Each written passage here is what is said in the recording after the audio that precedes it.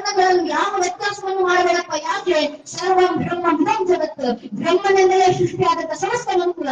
ಆ ಮನುಕುಲದ ಮಧ್ಯದಲ್ಲಿ ಜಾತಿ ವ್ಯವಸ್ಥೆ ಏನಕ್ಕೆ ಬೇಕು?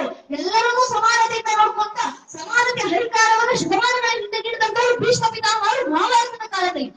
ಸ್ವತಃ ಸ್ವಾಮಿ ಚಿನ್ಮಯರಾದ್ರು ಸನಾತನ ಧರ್ಮಕ್ಕೆ ಮಾರ್ಗದರ್ಶನ ನೀಡಿದ್ರು. ಏನಂತ? ಸ್ವಾಮಿ ಚಿನ್ಮಯರಾದ್ರು ಹೇಳಿದ್ರು, ಹಿಂದೂ ಸೋದರ ಸರ್ವೇ, ನಾನು ಹಿಂದೂ ಪ್ರತೀಕ ಭವೆ, ಮಮ ದೀಕ್ಷಾ ಹಿಂದೂ ರಕ್ಷಾ.